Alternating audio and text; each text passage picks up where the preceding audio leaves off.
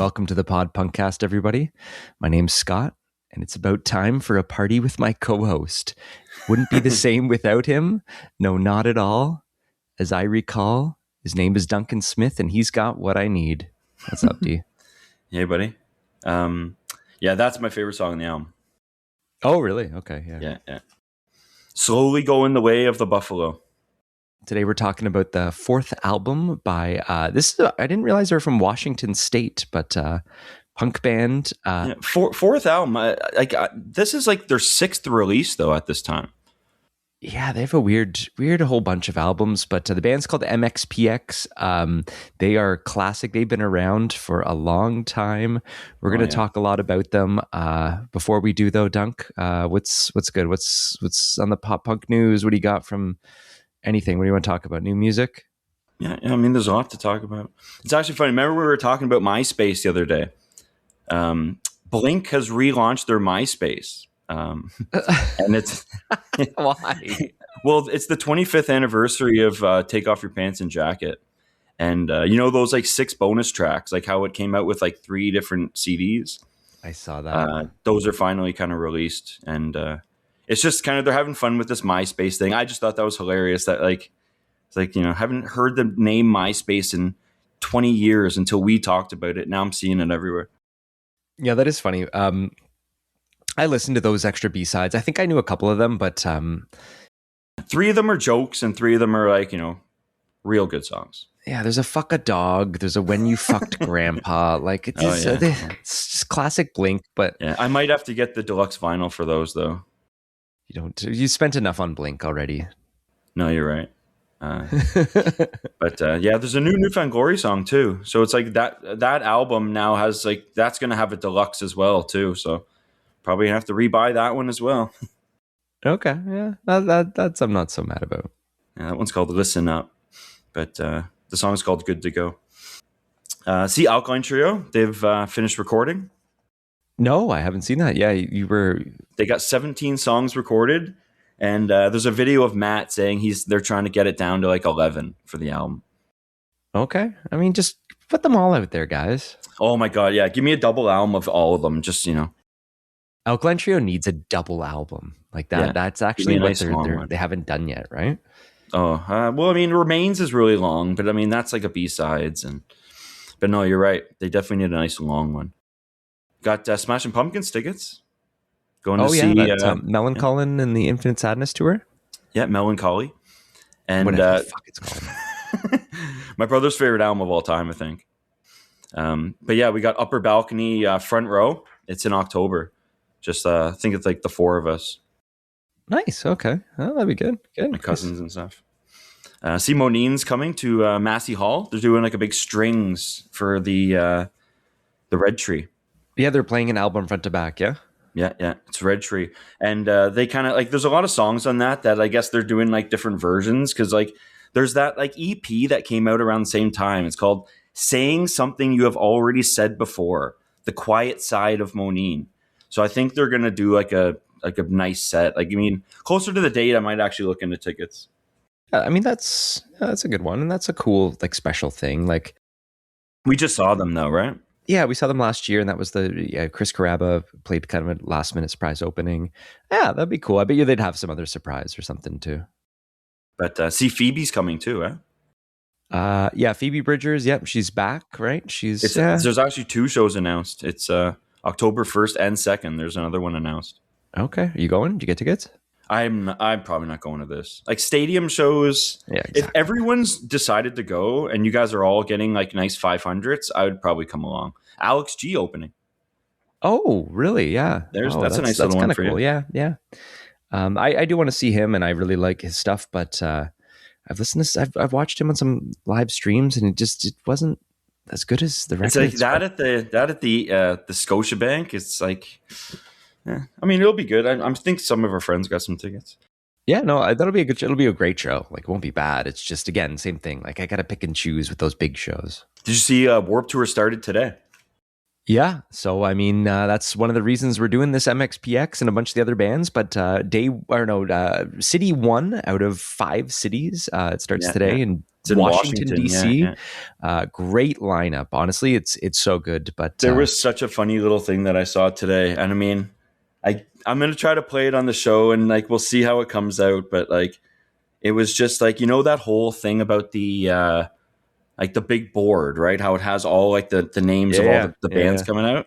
So like they unveiled it for like the first time on the first day, and there was this big countdown, and it just made me laugh so much.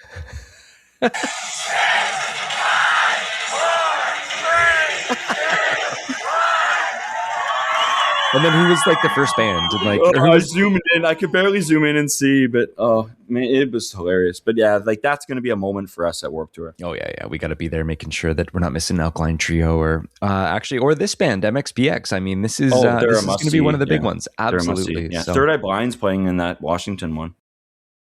Okay. I mean, they shouldn't be at Warped Tour, even though it's fun. I feel like they're yeah. I mean, yeah, of any bands being added to ours, like that would have been one of the biggest. Alkaline Trio is definitely like the next best, though. But there's a couple more things here I want to mention. See, Default is coming. Remember that band, Default? Default is coming. Well, you know who's opening? You might care. Is Limblifter. Oh, okay. Yep. Limblifter opening for Default at the Danforth a day before my birthday. Yeah, great. Well, happy birthday, Duncan. I'll buy you a ticket. I don't even know if I want to go to that, but I am going to get their record. That record's finally being pressed. Oh, come on. You don't like Default, do you? I mean, I liked it back in the day, and like that album has a couple hits. Like, listen to the song "Deny." I think you'll like it. I think it'll hold up, I will if you. Okay, well, I'll listen to it after just for. I'm not trying to push Default, by the way. I'm just saying it was just a funny little thing that I saw, and with Limblifter opening, it's like, you know, had to mention that. And that Bleacher show we saw the other day was great. Yeah, we ended up getting some free tickets to Bleachers from one of our friends. What a show! That was 2 hours almost of Jack Antonoff, like at his best. Like just was. Yeah, world tour. If I paid $100 for that, I would be satisfied too. Like it was 100%. It was perfect. Great view, just good time. Yeah, perfect. Yeah. No, thanks a lot, Andy, for the tickets, and hope to see some more free tickets coming our way for. Never really danced so much in my life. Yeah, that's what I said to you. I'm like, how would you have not come to this show with how much you were enjoying it? Like, I know. You're right. Yeah. It's like, I think just like, you know, knowing that you're seeing it that day, just like I kind of listened to the new album like maybe twice that day, and like a couple songs kind of stood out a little more, and like I checked the set list and, you know, just got ready for it. No, the new album, you know, it kind of seeing those songs live when the new album's fresh is always such a nice thing. Like, for sure. Nothing better than just like, oh, the song, now I'm remembering what that sounds like. And oh yeah, they played that live. And it was a great show. For sure. Phoenix TX. That's who we saw at Amphitheater. MxPx is who we're doing. Which is really funny, actually, about that. So something about Sean. Anytime like Phoenix TX or MxPx or NoFX comes up, he'll always just like throw in that funny jab, you know? I mean, why was there all these bands with the X thing? Like it at the time. So so this band, MxPx, they're from Bremerton, Washington, formed in 1992. The name actually means Magnified Plaid. Yeah, the guy was obsessed with plaid shirts, it's saying. Yeah, and so this band, NoFX, and then like Phoenix TX a little bit later, all had this little like small X in their names. NoFX didn't have that thing, but it was just funny. It is funny. This band, we're going to be talking about their fourth album, but they've been around, 1992. Right now they have 12 studio albums, 4 EPs, compilations galore, live album, a Christmas album. They are a classic punk band. Now again, I wouldn't call them pop punk, but they kind of turned into that like a lot of bands did. But like for sure, their first stuff was punk rock, and so they were saying that. They're Christian punk. They're known as Christian punk too. Yeah, we'll definitely get into that. But before we do, Duncan, let's get into when you first heard about this band in general, and then we'll get into the specific album. When was the first time that you can remember hearing the name MxPx, seeing MxPx, anything about MxPx? Well, I mean, in early 2000, I used to kind of come to your house once in a while, and like we kind of used to hang out. And it's like I was actually thinking, how did I would even get to your house? And I would like rollerblade to your place. But I remember, like, at that time, like, going on the computer was kind of new, and like we'd be playing Roller Coaster Tycoon and like Who Wants to Be a Millionaire. And I remember, and I just honestly, it's Chick Magnet, that song. I always remember you playing, and like it's like there's something of just that whole. I remember you were singing it too, but like that was the first time I ever heard MxPx, and it was I think maybe I knew Responsibility at that time because that was out, I think, or maybe just coming out. But they definitely flew under my radar all through the 90s. For sure. So I think I first heard like they were around and like on compilations. You'd probably hear them on some of those like Much Music kind of when they occasionally show a punk something. But their big one wasn't until the album after the one we're talking about, album 5. But they were definitely, we were hearing Chick Magnet, we were hearing Party My House, With I'm Responsibility, okay. right? Yeah, like before Responsibility. Responsibility was the song that like Well, on this is the album one 5. before that, right? This is the album. This is album 4, yeah, and that's album 5. So this is actually, I think, their major label debut, kind of. It definitely is. Oh yeah. And I mean, like, yeah, before, like I would have mixed like this one kind of in with like some of those older ones, but like this is definitely a step forward. Like this one stands out. But Yeah, they were like yeah, a singles band for me, like pretty much until I sort of really got into them, which is honestly kind of recently. yeah. This band, they always kind of flew under my radar a little bit. I do remember like knowing the singles, and then I remember again we're talking about him, but once we get across these bands, like we're not going to talk about him again. But singer of our band, Duncan, I think his favorite band was MxPx. Oh, is Do you this his remember favorite that? band? It was his favorite band, and man, I remember trying to write our songs, but like going to his house in Mississauga and fucking he'd be MXPX stuff on the walls, and like all the songs he wrote were such MXPX kind of things. He'd be slapping his knees trying to like putting on MXPX and just like looking at you so like right in the face and just singing all the lyrics. It was really weird. Brutal. But Wow. but it didn't stick then. That's not what got me into MXPX either. Like Well, I then mean, even then, I love those singles and like Responsibility and like My Life Story, like even like Chick Magnet and things like that. we're starting on album 4 for them, but we're going to be doing album 5 for sure, and maybe Oh even yeah, other yeah. ones after to just kind of for fun if we ever. But like it's they deserve like the stuff before is great. It's just this is, you're right, the one that really kicked off, and then the one after is what blew them up for sure. Yeah. The one thing when I was working in a record store and like even knowing this band for some reason, it's the whole fact that they were Christian, like you mentioned. It like I don't know. I think I was just stupid at the time, but it just put a little like I actually didn't asterisk really beside know. them. I didn't really know they were Christian back then, so it's like that really definitely didn't really affect me in a way. Why did I care? Like, I it's guess not just like, I didn't have anyone really pushing this on me because like it's funny if someone really like handed me this album back in the day, I would have probably been a completely different person. oh yeah, oh yeah. There's a funny thought of like when like you always have that when you're listening to one of your favorite albums like nowadays and you're like, I wish I could listen to this again for the first time. I'm kind of doing that with this album. It's like I feel like I should have known this all this time, and it's like I'm listening to it now and just like I cannot believe how much this is just unbelievable, crushing me. Oh yeah. We were gonna do MXPX, but the fact that they're playing Warp Tour, like I knew I'm like we got to bump them up. I knew you would like them. I also needed a reason to get into them more because again, I knew this album, I knew the one after, but not like as much as it was one of many bands. Like I I didn't didn't get know this into it as front to much as back. the Ataris or Dashboard or any of those like other It's like, things. where has this been all my life? Oh, totally. And again, maybe not their early material. I did give it another re-listen to everything, and I'm like, yeah, it didn't stick as much. It was a little too punk, or it was a little too like ska, even not ska, but like it just had that like silliness. This one had some realness, Oh and yeah, I mean it's saying the band was formed in '92. We should get into that Magnified Plaid. they started the band when they were 15 years old. Yeah, Played their first 15. show Yeah, in Herrera's parents' backyard. So this is like their fucking high school, man. That's awesome. The feels like band is us. Mike Herrera. We've got Yuri Ruli. We've got Tom Winieski. And then, yeah, there was an Andy Houston. It's basically the original members, But other they're than known as the. a three piece. They've always been a three-piece. They are absolutely known as a three-piece band. But it's basically original members since 95. They have had a couple other people in there, but drummer and Mike Herrera have been in the entire time, and then the guitar has switched up a little bit at times. Yeah, the drummer's unbelievable. Oh yeah. The whole band is so tight. If you're a three-piece band, you have to be so tight. There's no room for making mistakes or someone to cover it up there.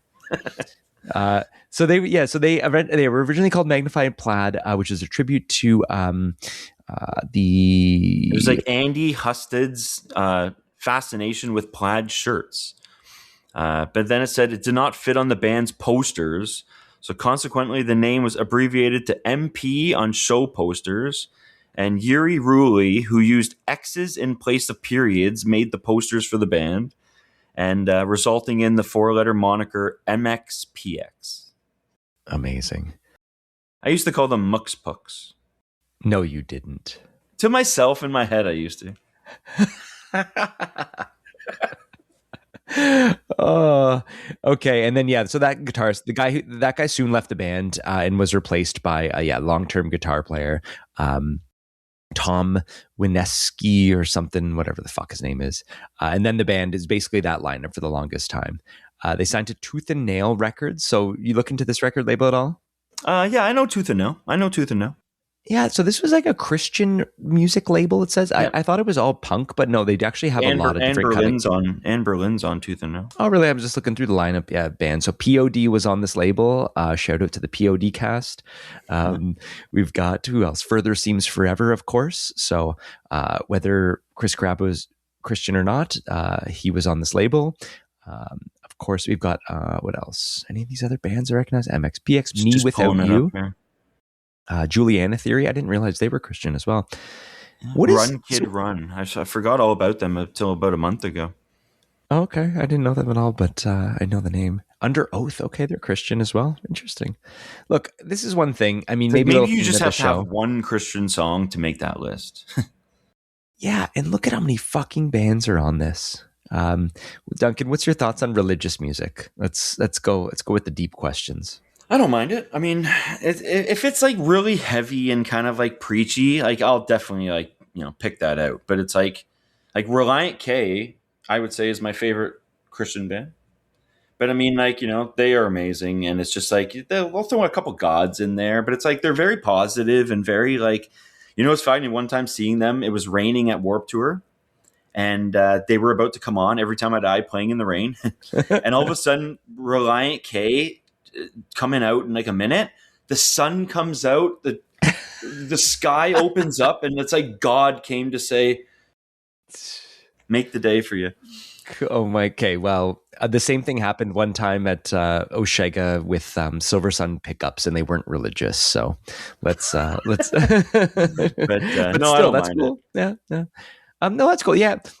You know what? I don't know why before I was just such a I don't know, a fucking atheist that I'd be like, you shouldn't write religious music. Write whatever you want. Don't be preachy about it. But even if still, if you want to, so what? But also my other side now is you know what? Good for you. If that's your way of expressing yourself or your religion or whatever. And good. Sure. I'm glad there is kind of music. Yeah. There's such a religious music throughout history too. I think music probably, if we look back far enough, it probably came from religion. Well, it's funny. I'm seeing here the group provided the song "The Empire" for the Passion of the Christ soundtrack, which won Gospel Music Association in 2005, the Dove Award. But yeah, it's saying U.S. Billboard Top Contemporary Christian at number 2. That's pretty high. The thing is, I feel that with punk music, there is kind of this, because it's anti-establishment or I don't know, punk has it you would think it shouldn't be religious. The same thing with metal. It's saying in a 2015 interview, Mike Herrera explicitly stated that he no longer identifies as a Christian. When asked about the topic, he stated, "Do I believe in God? I'm not sure. Do I believe in this exact religion? No, I don't." Yeah, no, I listened to him on a podcast. I think it was actually recently, and yeah, it was questions came up about him being like Christian, and same thing. He's like, I'm kind of not anymore. Like I'm.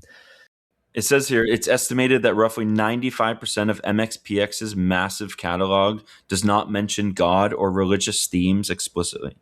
Instead, they focused on keeping their music clean and free of profanity or themes that would alienate Christian listeners.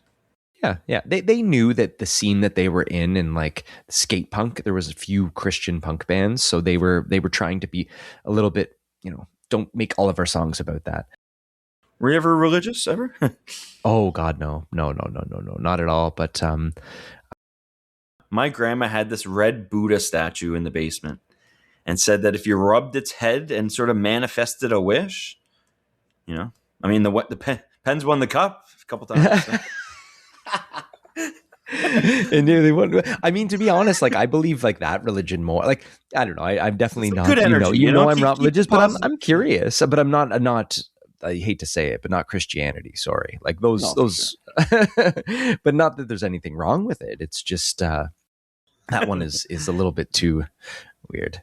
It's funny. Yeah, let's get into the album title here.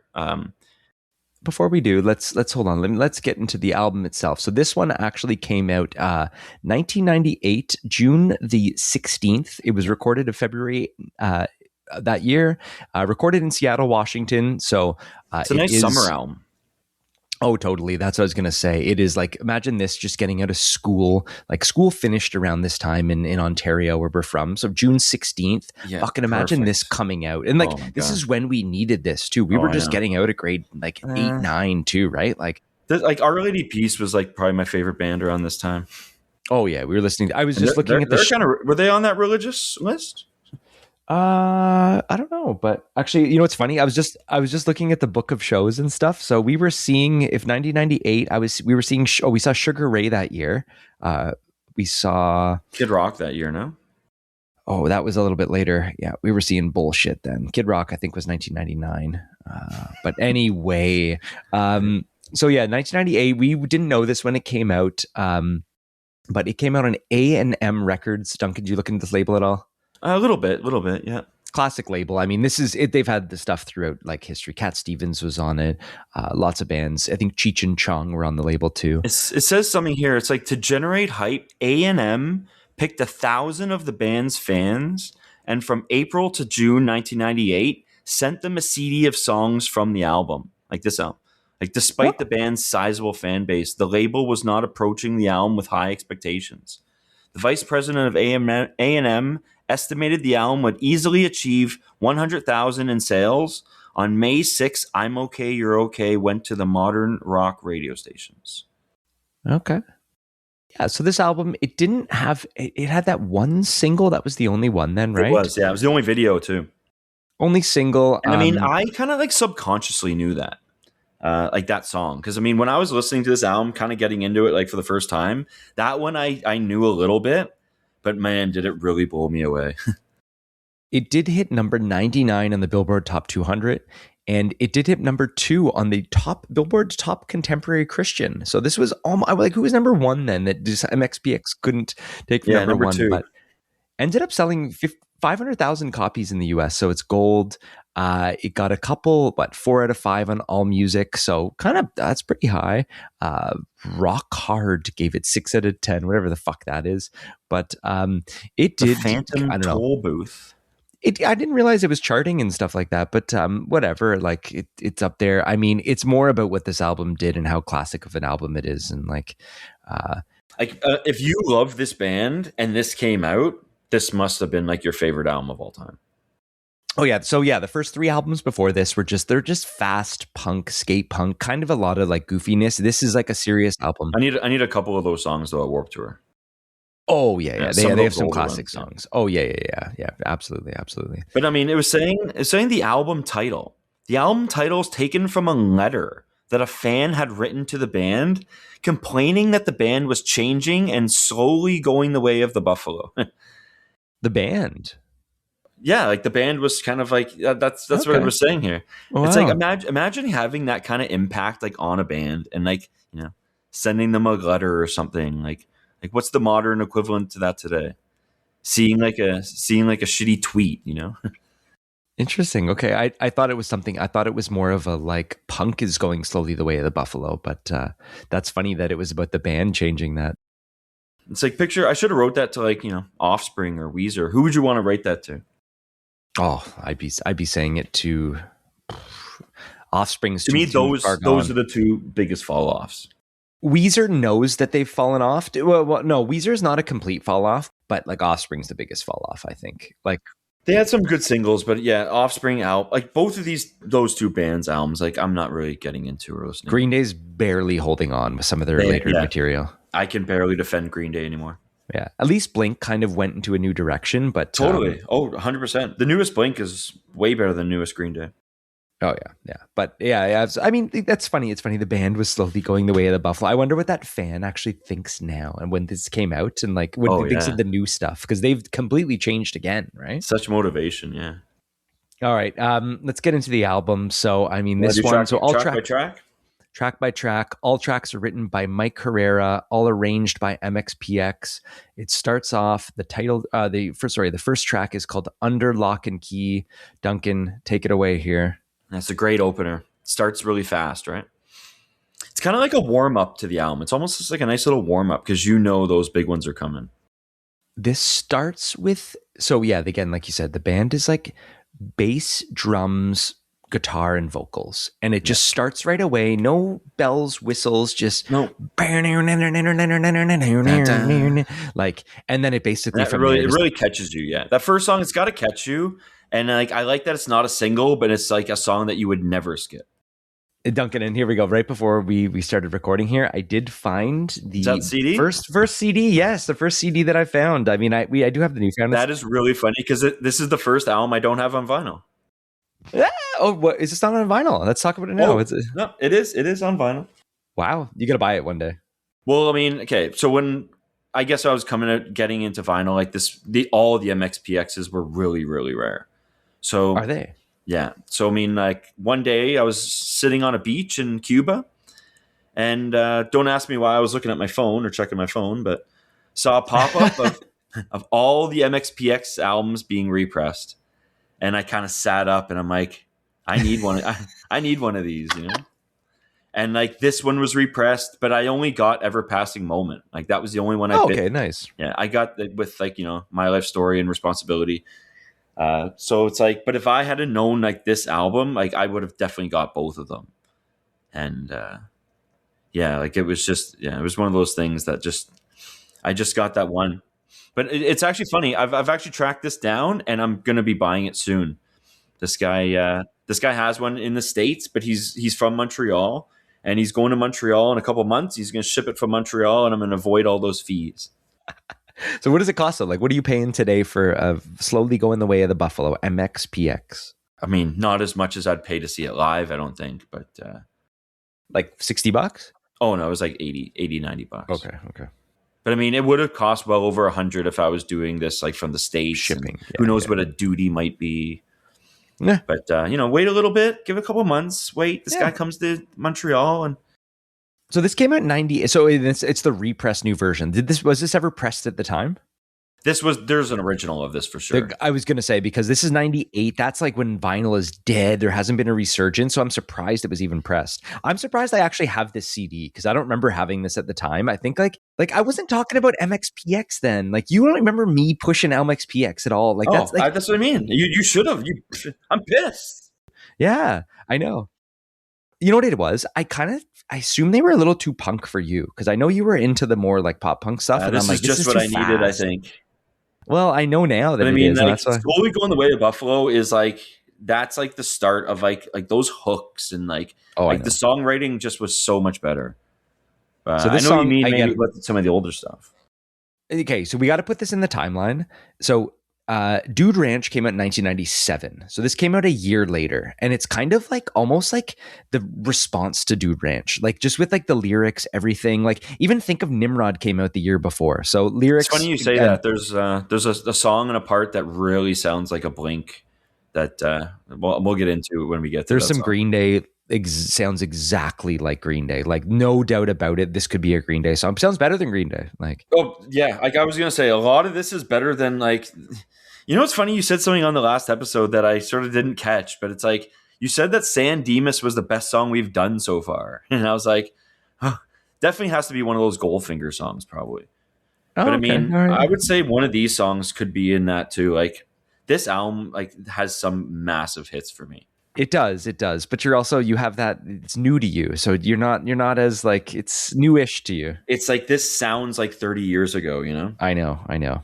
It's so crazy the fact that this came out almost 30 years ago and it sounds so fresh and just it's so again no bells and whistles and that's why it's not pop punk. Pop punk I feel like This is pop it punk. starts doing the this is pop punk in like the true term, but it's like what pop punk what people think of today, they wouldn't think of this as pop punk. Like they think of like all this Oh, definitely flashy not. Yeah. blink and like this, but like this is what pop punk is. I would honestly say, and I know Screeching Weasel, Buzzcocks, all the fucking like early stuff. This is almost the first '90s pop punk band because I don't think Green Day was pop punk in 1997. They were No, pop that's punk like a totally little fair. bit later. Like they were kind of skate punk, but I mean, yeah, like for sure. Like this is, yeah, I would agree with that. Here, look at the logo on this fucking like this is the album yeah, before I'm the showing you, mascot Duncan, guy. but like they do have a logo. They've got this weird punk kid with like no hair. The Poconacha punk. Is that what it is? Okay. Yeah. He's I remember we were talking about the mascots. Like this is like the most famous pop punk mascot there is. I was looking into some of these mascots. Like Misfits have a good one. The Crimson Ghost, the Descendants with Milo. Social D has one. So many people probably have this MxPx guy tattooed on them. Like I Oh, want, like I'm 100%, saying yeah. in the like tens of thousands, if not hundreds of thousands of people. I mean, if not, like they should. Definitely. It's kind of like, and I think the biggest logo band, we'll get into it eventually, but is one of our favorite bands. But Alkaline Trio has the logo. Fuck MxPx or any of these other logo bands. That little heart and skull, like I want that tattooed on my fucking forehead. Like That's definitely that's one of the best ones. Yeah. Like I know a guy with like Alexis on Fire hands. You know. Okay. Oh, they got a logo, Alex on Fire. Yeah, it's like that skull. You know. Okay. Okay. Second song, or do you want to get into No, some? first song we didn't get. No, we're yeah, starting the yeah, album. no. So yeah, We're it starts still with on a the first bang. song, yeah. We're on the first song, but I just want to get into. This is why I mentioned Dude Ranch and like even Dookie, but it just has lyrics. The album starts off. Lyrics are there's something crazy, something strange, but the way I'm lazy and how I go about giving my time and how I reason. Do all my problems have to do with how I reason? Like it just has this like. I love the chorus. It's like if you knew what was good for you, you'd lock me up and throw away the key. You don't need me, and no, you never will. You never did, as far as I can tell. And then the second verse has that like just the guitar stops and just so it's just bass and like should I wake up and blah blah blah blah blah blah, like unbelievable. What a great song to start off. It's also not like one of their best songs at all. Oh, but then it's a great starting song though. Yeah, but there's a quote. There's a quote here about Mike talking about the song. It's like reflecting on the song years later. Herrera noted he had a lot in his mind during his youth.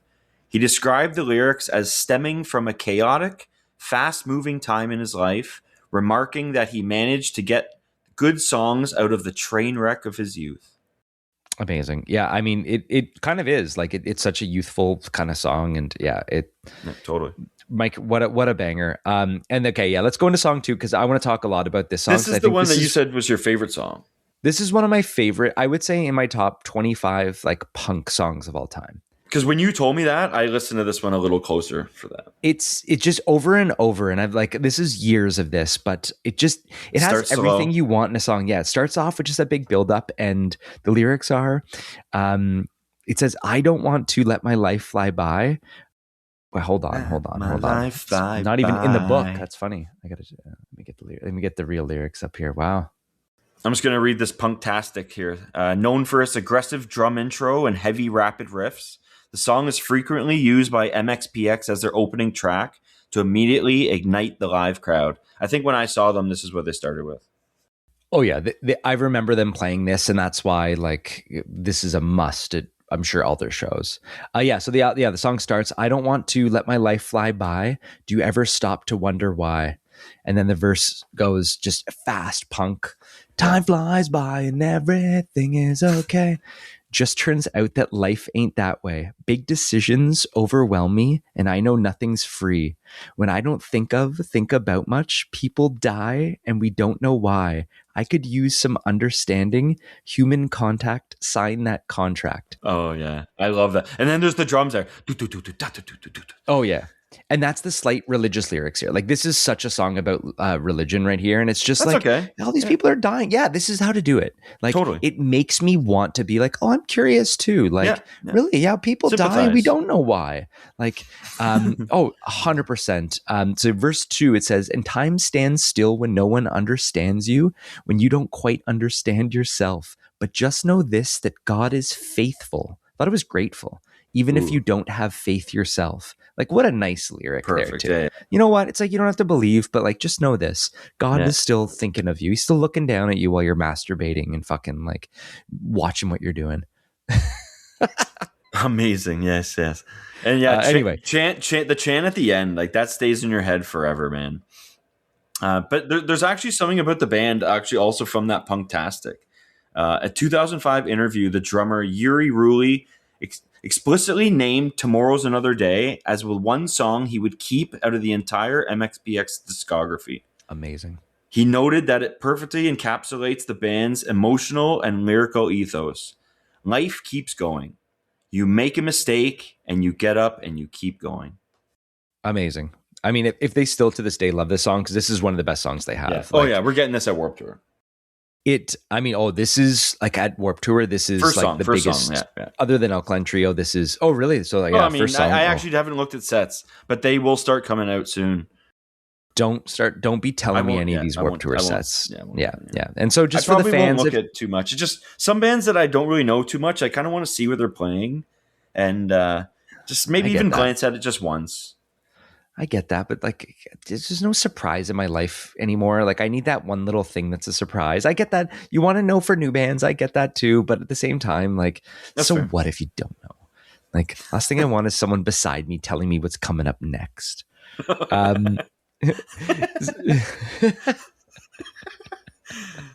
Yeah, so at the end of the song, it does have this big chanting part, like you said, Duncan. Oh, God. Today didn't have to be this way. Tomorrow is another day, another chance to make it right, a chance to make sense of last night, a chance to fully live your life.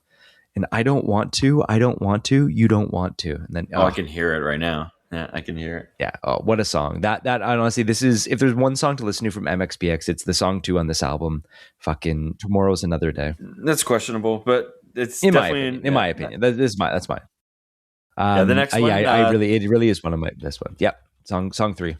The Final Slow Dance. This is kind of what I expected the album to sound like as a whole. And I mean, it's a good song. It didn't stand out too much though. But like, this is what my expectations were of the album. Like, just like this song.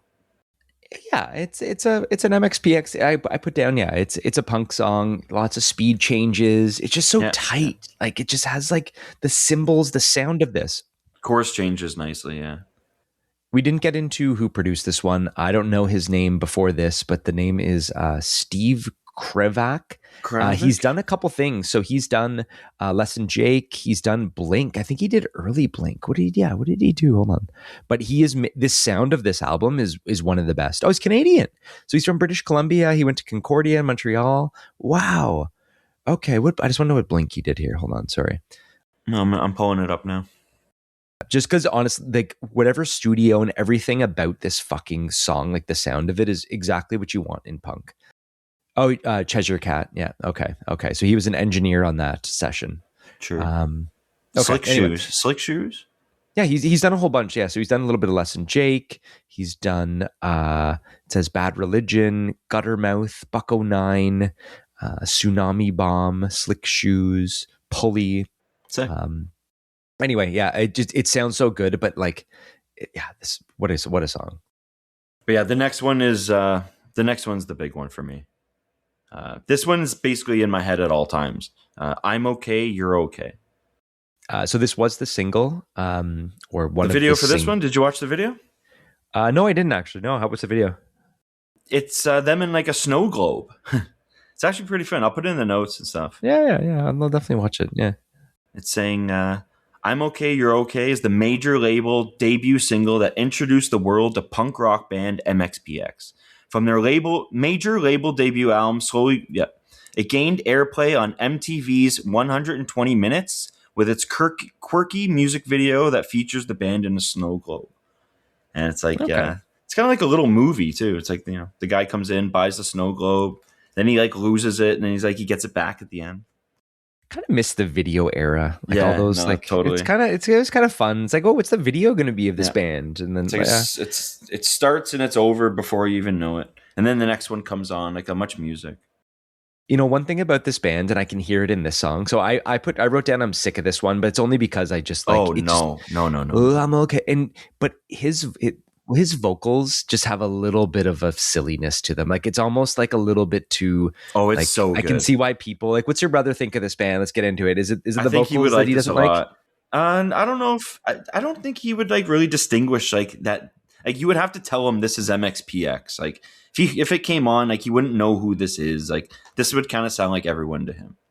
It's the like. Mike Herrera has that "What's going on tonight?" Oh, it's one of the most fun choruses to sing. And it's funny because it's like, how like the lyrics, it's like, I'm away, you're here to stay, and I'm away and you're okay. You're here to stay and I'm away and you're here to stay and I'm okay. It's like, you can change those lyrics and say anything along those lines and it sounds right. Like, I'm singing those like all over. I don't even know if I'm saying the right words. Like, I'm saying that kind of thing though, that rhyme scheme. Oh, are they playing the Washington DC one this weekend? I actually didn't really look into that. I don't if know they are, there is thousands of people in a fucking field or a parking lot somewhere this weekend. Just, I'm okay. This is a hit. It's just, I'm sick of it because it was like one of those ones where it's like the single at the time. It's all you know from MxPx. Great song it is. I'm just looking to see if they are there. Yep, they're there. I don't know what their times are though. Like, they might have been because it's a 2-day there, right? Too. We'll look at it after. Yeah, it's a 2-day in Washington as well too. This is one of the songs that, like, it's funny. I was having this conversation with the guys, and it's like, I don't usually listen to songs on repeat. Like, if I listen to a song, I'm ready for the next one. This song and a lot of songs on this album, I'm listening to like I can't get enough of it. Like, especially this one. Like, when I was first listening to this, I might have had it on like 5 times in a row. Yeah, I mean, that was literally like me on Tomorrow's Another Day. Like, there was a time when I was listening to that over and over and over, like 10 times in a row, just to soak it in. Like, yeah, I know, I don't do that often, but MxPx, they grab us just like Jesus Christ. He grabs you and just pulls you in. Okay. Okay. Yeah. All right. Should we go to song number 5? Cold and All Alone. Yeah, a classic MxPx opening for this one. Such a hit. Like, what a 2-minute song. Like, what a hit the entire way through. Like, it gets really fast there to start after that. Yeah. These are the ones that just, I love this album for too. Like, there's not a time really when you're like bored in this album. No. Oh, absolutely not. No, absolutely not. It's saying on Genius lyrics here, the song explores the emotional aftermath of an argument in a relationship.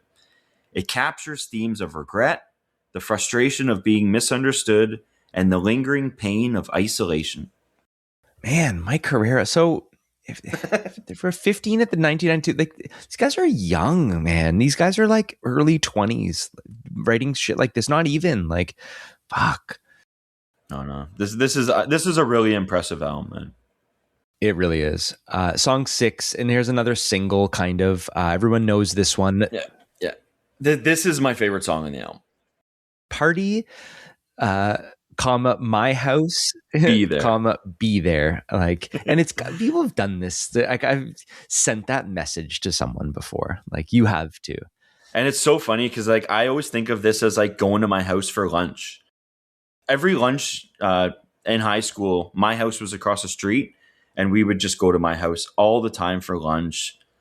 Doing, like, getting high, like sometimes skipping work, like school, and like just, doing all kinds of like shit that we shouldn't have been doing. But it's just like, it was so, like, when I heard this for like one of the first times, it was like, that's all I could think about is just kind of just like, yep, come to my house for lunch. Yeah.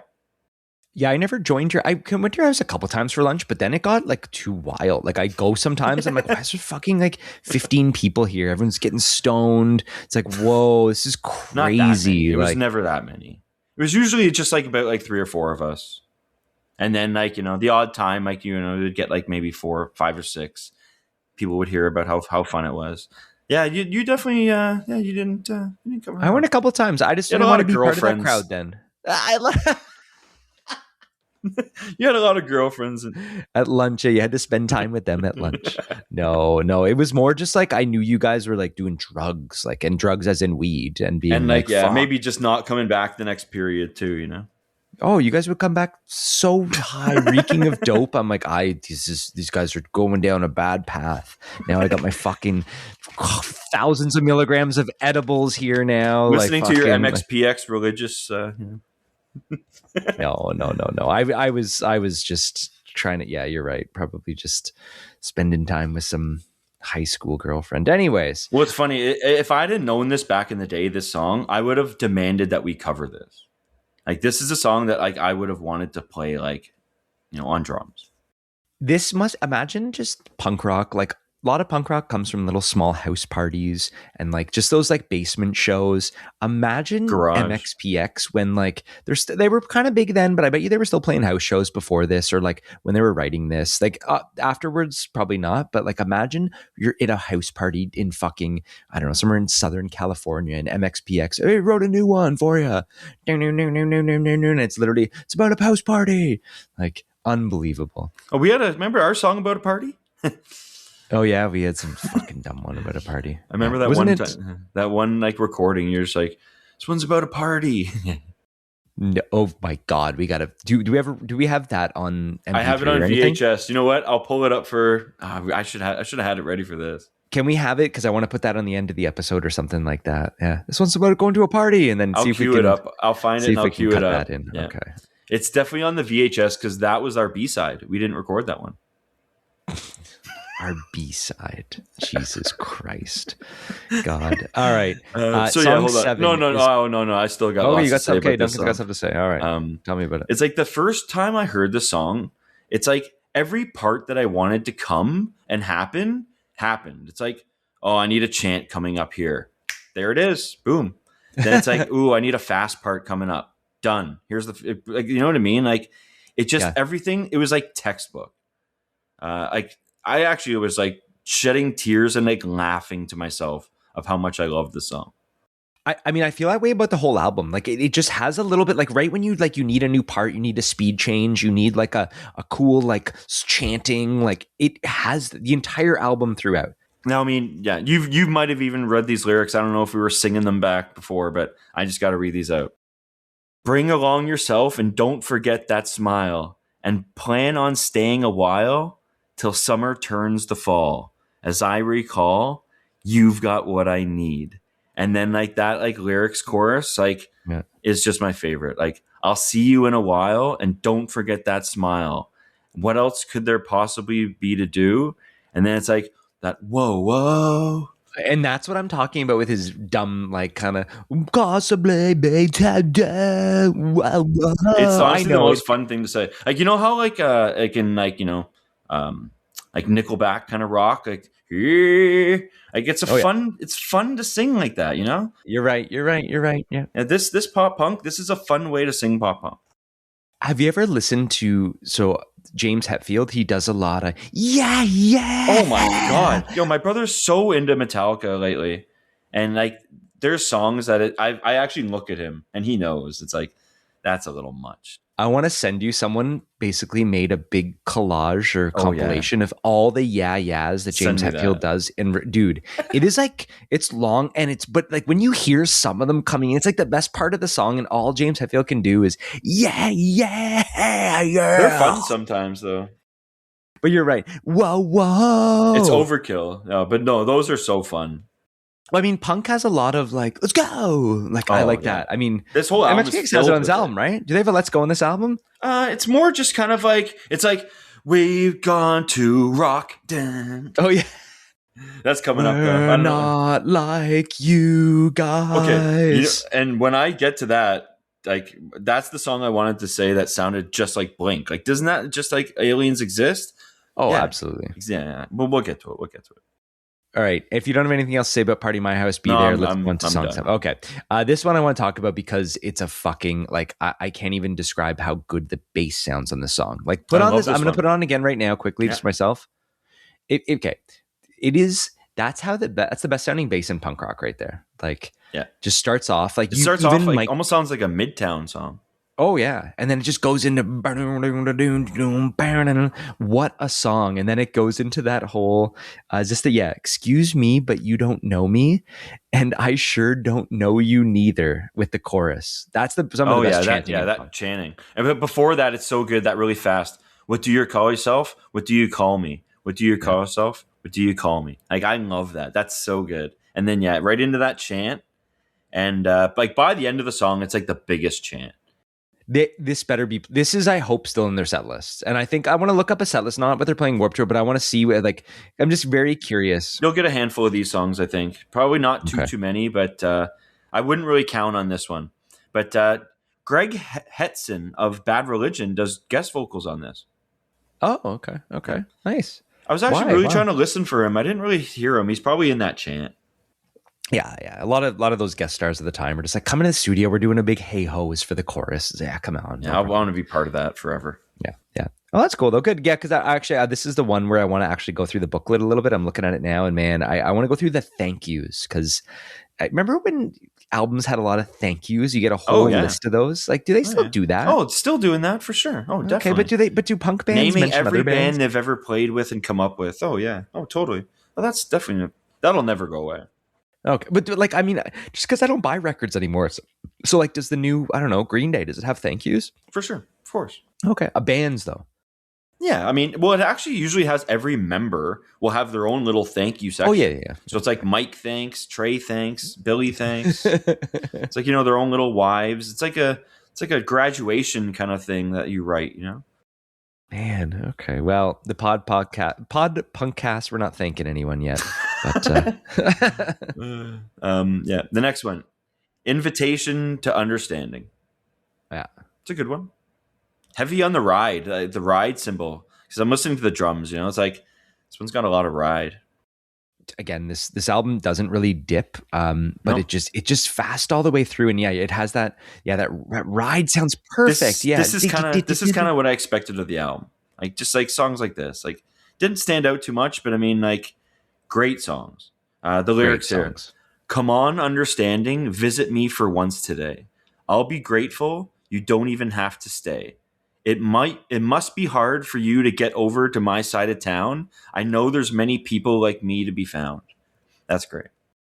Lyrics didn't blow me away, but it's like, for someone how young, writing all of this as your fourth album, and probably the album before came out 2 years before too. It's like, what a great job, man. It's more like the hooks and stuff on this album.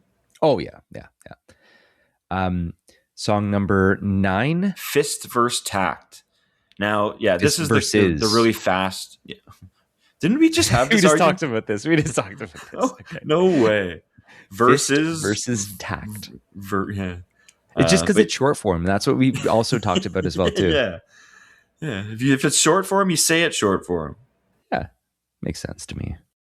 But yeah, this is the fast one. I feel every punk album needs one of these. Yeah, that's exactly what I put. I said every band has a few of these is what I put. But just a really, you know what? It's always like the guitar player is like, can I do a song? It's like, all right, let's do it. It's like completely different. It's like a minute long. Yeah. And it doesn't even sound like Mike on this one. Is that him? I didn't think it was him. I thought it was like Mike. A guitar player. No, is it okay? Mike. Yeah. And when it's him, like, you can hear it. But like at first, like I looked into it a little. I love the backups on this too. This is great. Does this start or does this end the side 1 or side A on the vinyl? I haven't looked at how it breaks in side A or side B. I feel like this is kind of the point in the album. It's like, all right, we're going to do a quick song and then we can go into the second half. Yeah. It's hard to say. I mean, I could pull it up, but the next one, What's Mine Is Yours. I like this one a lot. Starts off with that. It's almost like a Third Eye Blind sounding riff. Like, oh yeah. As soon as I figured out that you wouldn't be there, as soon as I figured out that you didn't care. Well, actually, before you get into the lyrics, actually, it's saying lyrically, the song is widely understood as a pointed out critique directed at Brendan Ebel, the founder and president of Tooth and Nail Records. Oh, The band signed with the label as teenagers and felt financially exploited by the early contracts they were bound to when working holy on the shit. album. Yeah. So it's like money doesn't mean to me what it obviously means to you, you know? Oh, You 100%. The don't piece of know paper that you've me. got says that you can get into my pocket, Yeah. but you can't get inside my heart or inside my head. I wondered what that was. I was That's like, the what is he line. talking about? So that's funny because Tooth and Nail was the first three records, and it's weird because the album before this is actually a re-release from a Tooth and Nail on A&M, and Oh, it's okay. like even before on Spotify, there was always like some stuff like wasn't on there, and like there was like re-records and stuff too. It's probably like a Tooth and Nail thing. Wow, Yeah. Oh, yeah, interesting. for sure. Yeah, that's So cool. I wonder if that like tooth and nail hold shit, like the guy was a little too Yeah. Yeah, they're bad news. we're not gonna The next Wow, one, it's been self-serving with a purpose. God, I this love is a this Green one. I Day love song. this one. This is a Yeah. Green Day fucking song. That's what I put. So this is the one that sounded like Aliens Exist, Blink 182. Oh, If you're putting it on and going to it, 45 seconds in, it's like the Blink is like I'm not like you guys, and this one's like I'm not like you thought. I'm listening to it right now. Hold on. No, I know. It sounds like a Green Day song before that too. Like it's Oh no, so for good. Yeah, sure, for yeah, sure. no, It's that totally. lyrics, those lyrics though, and like that rhyme scheme. And it has that whole where is it? Desperate is as desperate does, right? Is that Oh the yeah, song? Let's go, man. da-na-na. Yeah. No, this is definitely one of the good ones. Again, the hits are at the beginning for sure, like the Yeah. big hits, but it's not like it gets any worse. There's one song coming up that's like one of my favorite songs, but we'll get to it. Okay. The Okay. next one, For Always. Yeah. Uh, didn't there's not a lot of like hooks and like things like this in this one. It's so positive though too. This one, yeah, it's a good one though. But I just put down it's just so positive. Like it has that. If we help each other out along the way, then maybe everything will be okay. Like, come on. Yeah, yeah. Green Day was writing the opposite of that. Like, I'm on my own and you don't care. Like, It's saying the track reflects on friendship, navigating life's uncertainties, and cherishing lasting memories. The lyrics like looking back on all these years, all the smiles and all the tears. I never want those memories to fade for always and always and always. I bet you there were so many bands where it's like kids are like the Christian moms, like, what are you listening to? You're not, I'm going through all your music. And then it's like, Give her one to show mom, yeah. yeah, it's like, oh, these boys are actually, they are Christian. They're on Tooth and Nail, eh? I got But all then right. You know but what? then when you see them live, it's like Yeah, but you know what? And that's the thing. It's like your mom's waiting outside for you. Don't worry, it's not a fucking Christian show. Let's go crazy. But like, no, I feel like they were probably in the middle. They wanted to like just talk about whatever, but they also knew like, come on, we're Christian at heart. Like our moms are listening, and like I got to go to my fucking back to my parish and like make sure. yeah. Oh yeah. He's watching. Anyways, oh, he is. He's watching us right now. Set the record straight. Song 13. Fucking hit. Yeah. Oh yeah. The acoustic start, But again, this is another textbook MXPX one. Yeah, the first verse. Did we ever have an understanding? Did we ever have anything at all? Not that I recall. You were never really there for us, but then you were never really there for you. It's true. The rest is up to you. Then it gets really fast. As you were saying that, I was listening to it and it was almost in sync with that. It was perfect. It is. I love that effect at the beginning of this song. No, it was amazing. Like, that acoustic. Oh yeah. But like, it just sounds like it's through a fucking like Tin box can or something. Yeah. And I like, oh my god, what a hit! Oh my, yeah. No, that's one of the best. It's the next song now that like you gotta know. This is a standout. This is probably one of the top 3 songs in the album. Get With It. So we're near the end of the album. Song 14. It's called "Get With It" with an exclamation mark. Fuck yeah. Kid quit it. Get with it. Get with it. Kid quit it. Get with it. I didn't know he said "kid quit it" there. You're getting on my nerves. Is that what I deserve? It's funny because like like that. You know how you're saying like you didn't know that he said that, like all this. You know when like you have known a song for 20 years, but you always thought the line was something else. Oh, I still do that. Well, it's just like, me getting into this kind of like recently. It's like, I can like read it now and sort of just always know that that's what it is. Like it's Get not it right this time. Yeah. Well, it's not as like easy accessible to you guys back in the day. You'd have to pull out that little book that you got there. I mean, you should have. I mean, this is easy, man. Like this book was with me at the time. Well, I didn't have that album, so I know, but I should have got it right. And there's so many things, even to this day, I don't actually, get it right. I'm listening. I'm reading lyrics like in the little books like that for sure. Well, that's what I like about the Spotify app now. You can kind of see it right there, but I still need it. Like when I listen to music, I'm reading those lyrics all I know the you time. do. Yeah, I need to know it. That's kind of what I mean like by that. It's like I'm not getting many of these lyrics wrong anymore. Yeah. That's one good thing I do like about Spotify is they do have that. But again, lyrics are not big for me, but I do need to get them right if I'm singing along fucking punk. Like, but this is such a hit. This is this is the one with that part. It's like, we're just here to rock. It's like something out of the 80s. It's like something out of like Poison would say, or fucking like Helix or what. Yeah. It gets we're unbelievable. Just here to rock. It's just give me an R, Yeah. It's like Bubbles. I ain't giving anyone a fucking R. Oh, probably shouldn't talk about Bubbles. Oh yeah, no. I just saw that Trailer Park Boys. New season coming. No, is there? Yeah, season 13 or something like that. Yeah. No way. Yeah. Like who's even going to be in it? Like, well, Randy just came to the Hard Luck in our city like last week. Yeah. Remember we went to see Trailer Park Boys at Queen Elizabeth? We saw Trailer Park Boys. It was Randy's drunken Christmas or Leahy's Christmas thing. And when Randy came by, like from the back, I smacked his belly on the way by. It was a fake drunk Leahy, like just completely inebriated. Yeah, it was good. It was fun. It was a fun like Christmas thing. Like go see that once, and like you don't have to see that every year. Like that's why he's at the Hard Luck now. Oh yeah. But back into this MxPx, get with it. The lyrics here, it's like, I know you can't play guitar, so kill me quickly. It's funny that he even says that too in the song. It's like great. Honestly, they're like one of the tightest bands by this point. Those like, stops by this 1998. This came out February 98. These guys are pros. Like you could do anything. Like unbelievable. Yeah. Inches from Life is the next one. This is a really fun one. Let me just throw it on quick to remember. It changes a lot. It's like 3 songs in one almost. It's like there's a long drum roll to the chorus that's just like unbelievable. Oh yeah, this has got speed. This is like they kept like a lot of the like more punk like fast stuff to the end of the album, like a little bit more. But yeah, so good. Oh yeah, this is so good.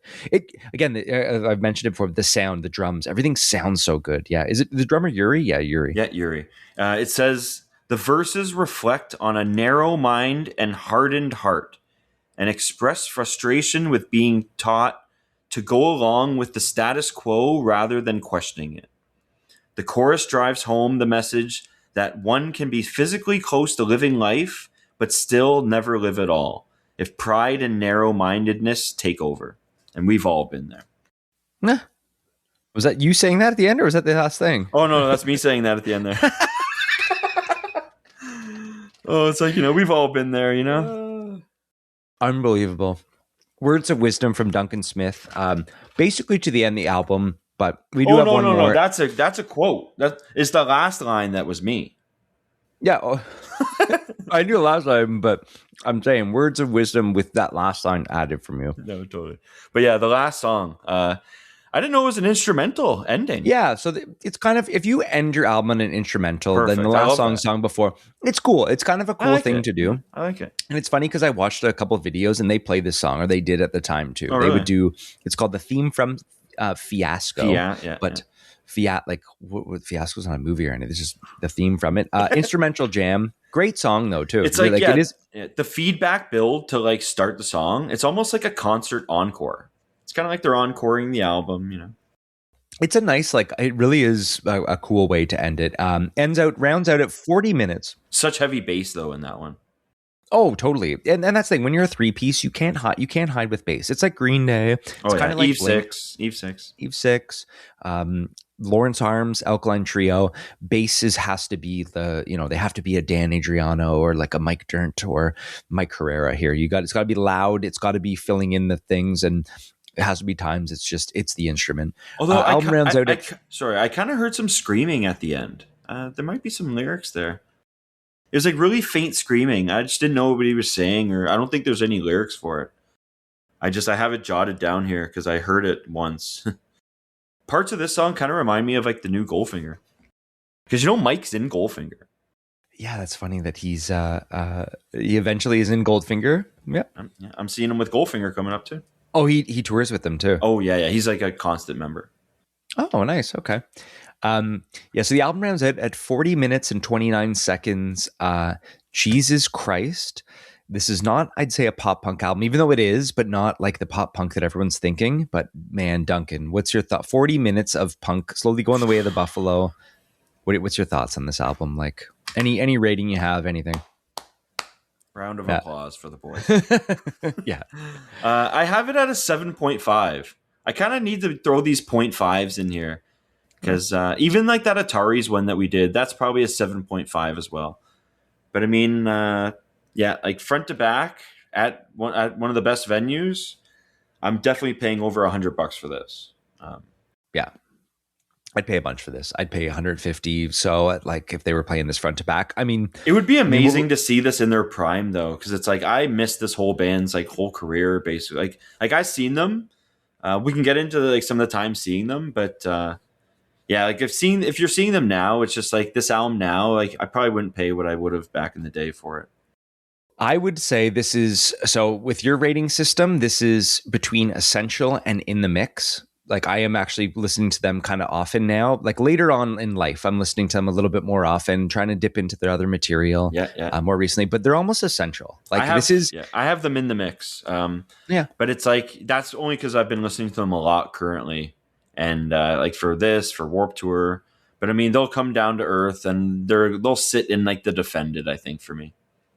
I'm giving it like an 8 out of 10, but also in the pop punk universe, I'm giving it a 9 out of 10. Whatever. No, it really is. Like for what it is, it's like it knocked it out of the park, really. I feel like, there's nothing it's bad underappreciated, to say. but I bet you so many bands and so many people like that are in bands right now love this album. We just missed it. Like we weren't there for it, but we came back around to it and we found out about it. Oh, for sure. And it's like, those like silly, stupid parts in like the Messed album, and it's like that's like not good. Like, you know what I mean? Like there's like silly kind of parts in this, but like it's all really good, and like it's all just like that like higher caliber of like punk music.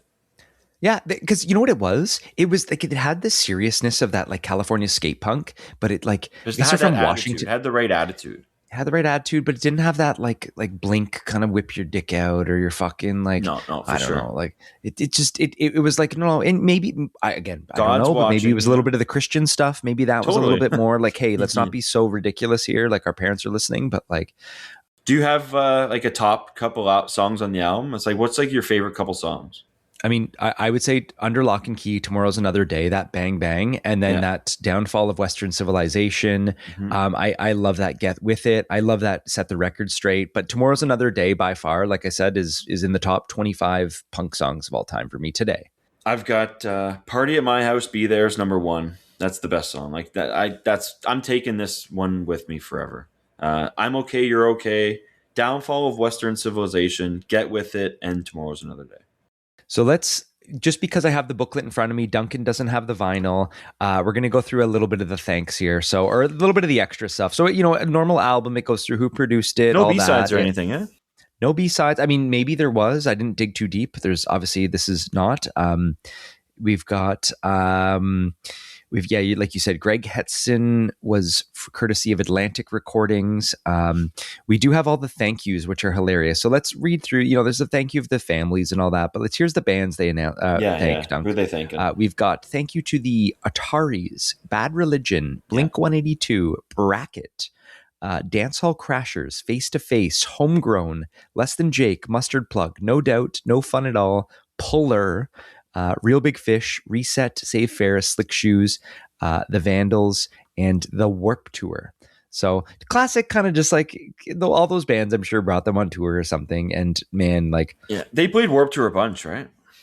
so there's the best thing, they played Warp Tour early on. I was looking at the thing, and then they were kind of a mainstay for a lot of Warp Tours. I think Kevin Lyman was always getting them on, and that's why they're so great to have them at this Warp Tour coming up. Yeah, like I've probably seen them at Warp Tour probably most of the times I've seen them.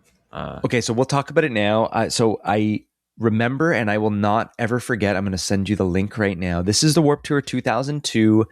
So we talked a little bit about this. This was the drive-through stage Warp Tour. But this is the same Warp Tour. So Alkaline Trio was playing Newfound Glory, Good Charlotte. This is my favorite Warp Tour for sure. This is my favorite Warp Tour as well. It was back at, so this wasn't the one in the stadium. We did go up to Barrie for this. This was and it was just in a big field. The drive-through stage was like the most exciting thing. Like it was just like I watched all those bands that day. And like Starting Line and Alkaline Trio played around the same time. So right when Starting Line finished, I only caught like the last 3 or 4 songs of Alkaline Trio. I remember that. Also, I remember that it was Newfound Glory, Sticks and Stones came out, and there was that song with Matt Skiba, and Matt Skiba did come out for Newfound Glory and sing that one part. I think Dan sings on that too. They're both kind of doing that harmony. Oh, I didn't know that. Yeah, okay. yeah, I think they're both on it. I will never forget, because I wasn't a huge MxPx fan by this point yet either, but I'm like, I got to see them. And they played the right stage, and the 3 of them just killed it. Sick. And I'll never forget, they climbed at the end, last song, climbed to the top of their instruments and did the biggest choreographed punk jump that, like, to this day, I'm like, I want to fucking be in a band because of that. Like, was it good? Just perfect. Did it connect? Oh, it was, and I was just like, and at the like, also at the time, again, like MxPx wasn't the coolest band to like. I think it was the Christianity, or like it was just a little bit too much punk. Like it was just, no, for sure. I'm into pop punk, like, but man, it was so fucking good. Well, I mean, around that time, like, I mean, Simple Plan had like bottles thrown at them because they weren't punk enough, you know. Yeah, I mean, so actually, so I was looking at. I hate that shit. Oh, I hate that shit for sure. MxPx, we did see them, so I do have one ticket for my ticket book here, and nice. I actually saw this. So this is actually pretty early. The Warehouse, Saturday, May the 5th, 2001. So this is a year before that other Warp Tour. Okay. They did play that. It is actually and that same week, Duncan, you'll love this one here. Yeah. A week later, we saw Sum 41 at the Elma Combo. Oh my, that was the best. When the guy put the flashlight on us. yeah. So just remember, within a week time, one was fucking MxPx. A week later, we're going to fucking Elma Combo to see Sum 41. Sorry, what year? What year was that? 2001. So this is again right before 9/11, right before the towers fell that year. So I saw them before this. Now, really? They opened for Offspring and Cypress Hill at the ACC. Oh wow! Offspring brought them on tour. December 2000. It was the Conspiracy of One tour, like that Offspring album with Original Prankster. But it was Offspring, Cypress Hill, and MxPx. And it was so funny because I remember like MxPx like watching them. And, I probably only really knew like Responsibility and stuff at that time. But like I remember that was like the one time I really saw them like at a nice, good stadium kind of show. Nice. And when Cypress Hill came out and they did their set, like I loved them. And they threw like a ounce of like a quarter of weed in like the crowd. I love Cypress Hill. I was listening to Prophets of Rage the other day and fucking loved that album. Yeah, saw that live actually. I know. That's like you saw some of those special shows and like that would be so cool. Also, that album's pretty good. That Prophets of Rage. It's okay. I mean, it's not. It's almost just like you kind of have to get like your head around it. You got to be in the mindset for it. Yeah, you got to be in the mood for it. But I mean, like I find actually like, the lyrics and like the vocals are like the worst part. Like if it was just an instrumental project, it actually would have been way better. You know what though? Those like is it Be Real? Is that his name? Yeah, but remember they did like Skull and Bones, that album, and it was like Rock Superstar. Oh like, yeah, that was good. I like that. Yeah. No, those rock songs are terrible. When you listen to those again, you'll hear how bad they were. I'm going through a personal new metal revival, so stuff like that is like feeling good. Like that Silly Goose Band. I know I've been saying. Yeah, no. I mean, for the new metal like genre, I guess it wasn't too bad. That Skull and Bones album is like their best, and then Offspring came out and they were great. But yeah, that was the time I saw MxPx and. So I saw them then. I saw them a bunch. I saw them at that Warp Tour. I feel like I saw them another time too, but it was never how much I'm looking forward to seeing them now. Like I feel like now is the time coming up. Oh yeah, for sure, and especially because I'm getting into this album sort of recently. But it says the Warp Tours that they would have been at, that I was at, would have been 2000, the Green Day one, 2002, and 2005. Okay. And then they were actually on tour with like Good Charlotte and Newfound Glory, that Honda Civic, but they didn't play my show. It was Les and Jake that played. But it shows that like they were on better. For us at the time, not like in the grand scheme, the grand scheme of things now. It's like, honestly, fuck. You have an MxPx show and a Les and Jake show on the same night now. It would really just, I would probably pick MxPx. So does MxPx tour now? Like other than these random, or is he just Goldfinger and kind of like? Yeah, he's in Goldfinger and like they're always touring. But I mean they're doing all the Warped Tour dates. I think they're on all of them. Wow. I mean, as they should be. Like, I feel like this band, I mean, they were big. Let's look at the Spotify counts, because I know they hit the Billboard Top 100, but they What's do number not one? have Responsibility?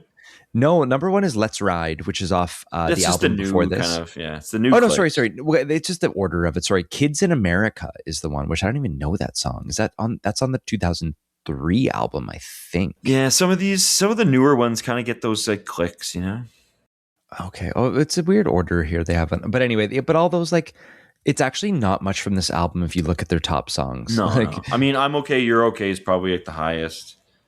On this album, I'm Okay, You're Okay is the highest. 2.4 million plays in June 2026. But they have a lot of other songs. You know what? They're a band that actually has like quite a spread through the years of material. Well, it's funny actually. Let me get into this. It's saying that they cover San Dimas High School Football Rules. Oh, I got to hear that. And like in it, it's like, you know how he's like, you know, I'll have Wayne Newton dedicate a song to you. He's like, I'd have Chris Rowe dedicate a song to you. Yeah. So good. I mean, they thank them in this first fucking album. And sorry, one last thing about this album, and then I'm gonna put it away. Cool, it's just buffaloes on the cover. But one last thing, after all the thank yous, everything, it does say, and much thanks and praise to G-O-D, God. So they throw that out there. They were at the time religious, whether they like it or not. Like, all right. Fucking what an album, Jesus Christ! You got to buy this on vinyl, Duncan. Oh yeah, I'm getting it. Yeah, I've got a little plan together to get it in the next couple of months. Yeah. It's funny, they actually cover Summer of '69 too. I remember that whole like Summer '69 talk. Like they actually do cover Summer of '69. They have like that cover album. It's called On the Cover. One of my first real Texan. I can just picture Mike Carrera fucking singing this. Let's go to their website here, MxPx.com. Look at that fucking logo in 2026. He's going to space there. Look at that. Or he's racing. Look at that, Duncan. They got a good like vibe to them, yeah. I love this. And then they got the Warped Tour coming up. It's got posters. Look at that. They're playing with Goldfinger and Zebrahead and Homegrown in Denver. What a show. That is a show. I wish MxPx would open that Goldfinger show. Dude, look at that. And then look at their posters. Atari's in them. Like, they're still living the life. Atari's and MxPx. Yeah. That MxPx what a show. I would buy that poster. Oh, my God. So, a skateboard. MxPx skateboard. Are you looking deck? at the one with Goldfinger, too? I'm looking at their merch now, like the skateboard Look deck. at the Goldfinger poster, and there's a Goldfinger, like the one in the corner, like the Goldfinger logo in the corner. Oh, I see it. That's amazing. Oh my God, their merch is like affordable. You can buy I know it's US dollars, but you can buy a barbecue set. See that? A $70 MxPx barbecue set. $45 hoodie. This is amazing. That's look at this. I do want to show you something. Oh yeah, there's the barbecue set. Wow, that's amazing. Duncan, I know not a lot of bands have fan clubs, but I'm going to send you the fan. Look at this. Let's look at the PXPX plushie. Yeah, PXPX. So I think that's their fan club. No, that's the guy. That's the Pokinatcha punk. Oh, that's is it? Okay, okay. Yeah.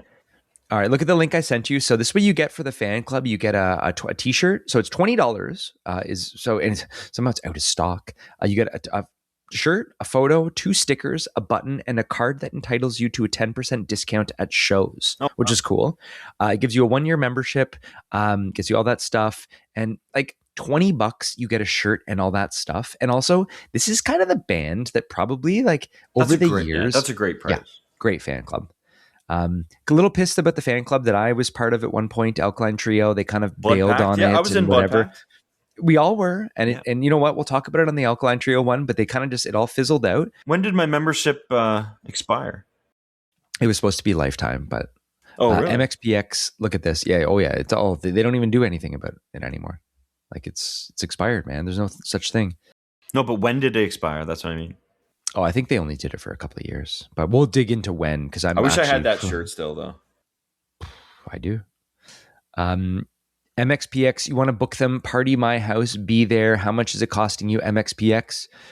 As of today, it's anywhere between $15,000 and $50,000 USD. So it probably depends where they're at, but I feel like that's probably normal. A little bit more expensive than some of the recent bands we've done, but that would be a fun one. MxPx in your fucking old basement on Jones there, Dunk. Could you imagine? Oh, yeah. That drum riser. Remember you had a little drum? Oh, for sure. Yeah, they would have been a great band to like open for or something. Jeez.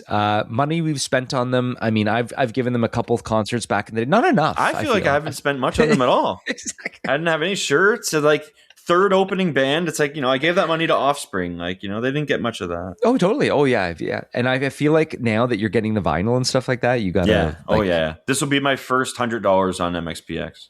I feel like this is the one at Warped Tour when you know how they're going to have all those like artist things. I'm going to the MxPx thing and like it's about time for a shirt. Oh, yeah. Like I should have one. Yeah. I'm probably not buying any shirts, but I like to collect like a little like, sticker or flyer if they have a little zine or something, Like Bleachers had some cool stuff. They had like a little like lighter you could get. Yeah, yeah. I feel like looking at get a barbecue set there too. No, that's one of the most expensive things there. And how you carry that around. Yeah, exactly. It's like if I can carry it around and it's small, like, a sticker, a lighter, a patch, like even a hat. A hat's kind of nice too. I wouldn't mind that.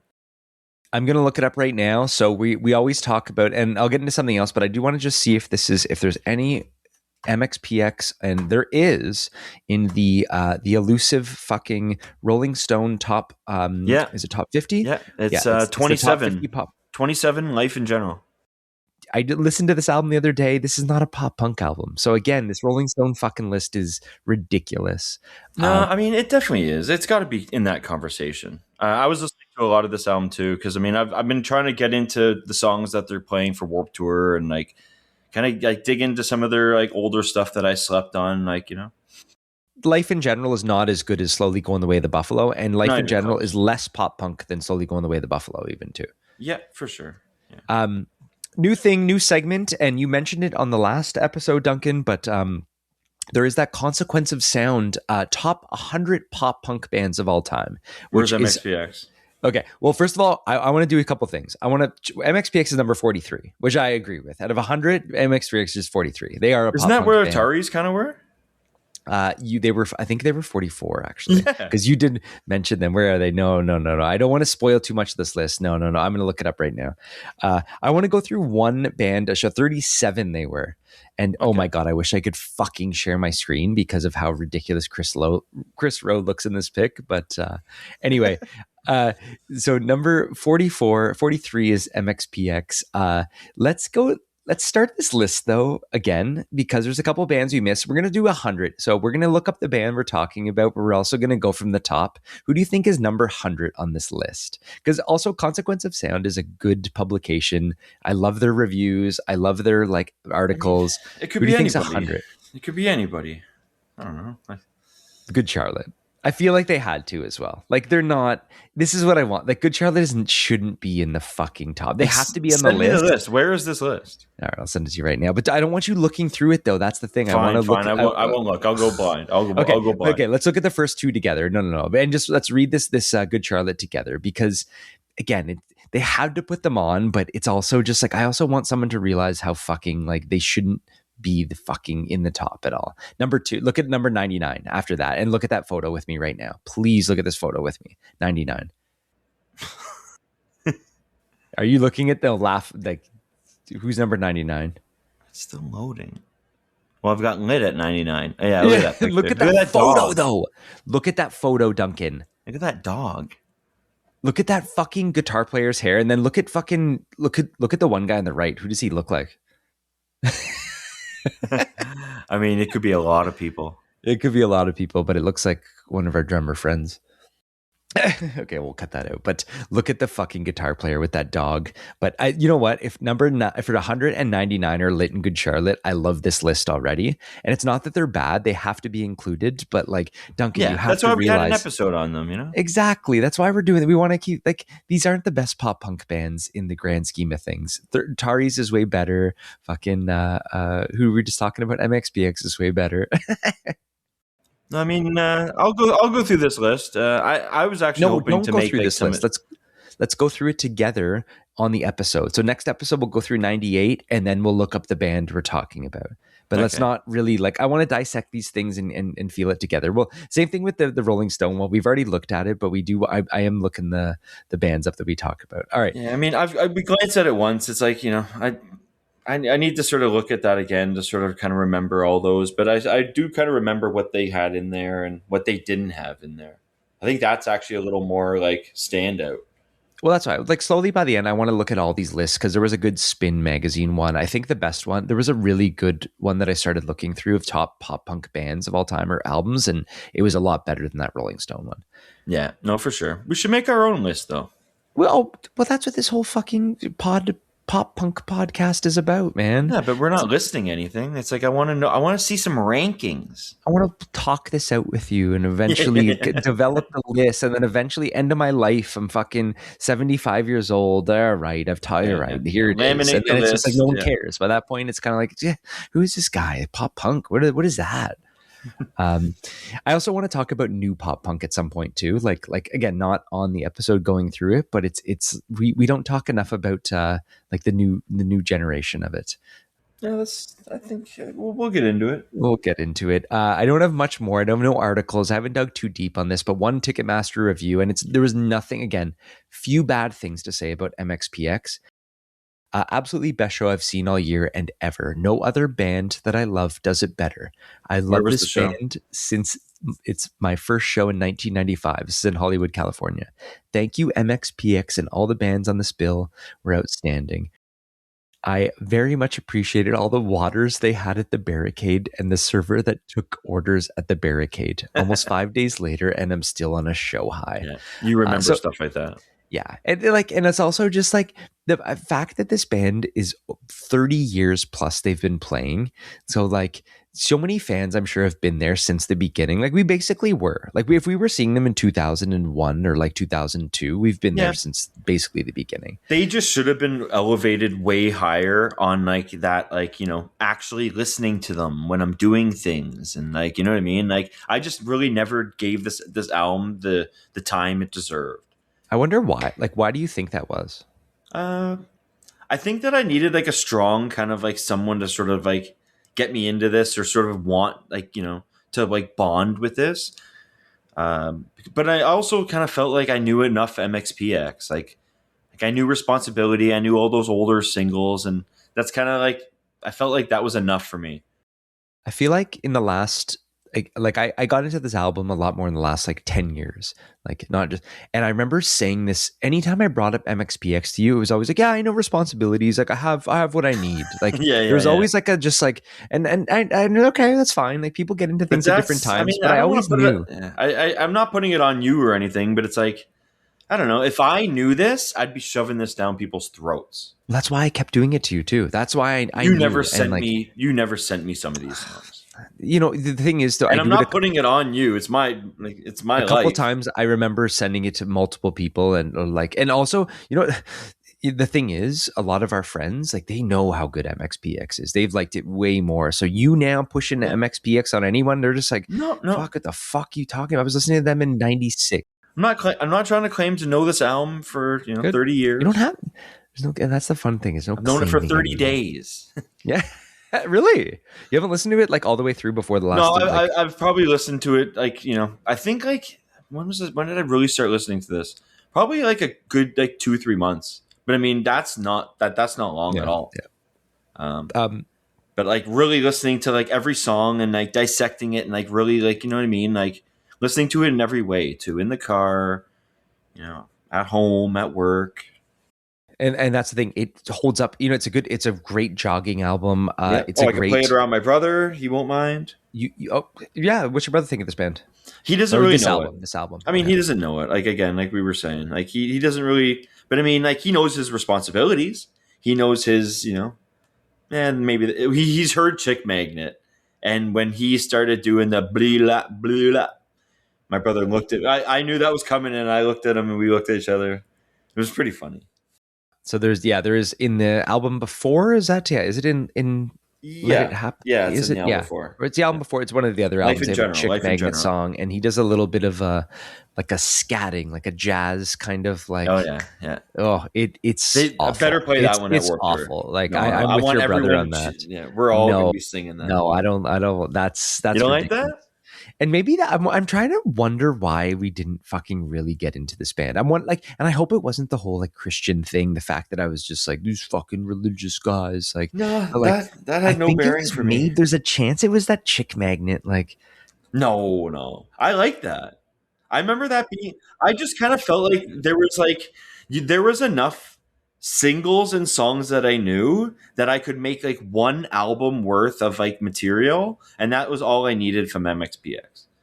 So like even some of the newer songs, like there's like a song called like Friday Night. It's one of like the newer ones. It might be one of the best like songs I've heard in the last like 10 years. I mean, I listened to a little bit of their more recent stuff, and I was like, oh, this is all right. But it's gone the pop punk kind of like. I'm sure it's John Feldman's producing all that shit, eh?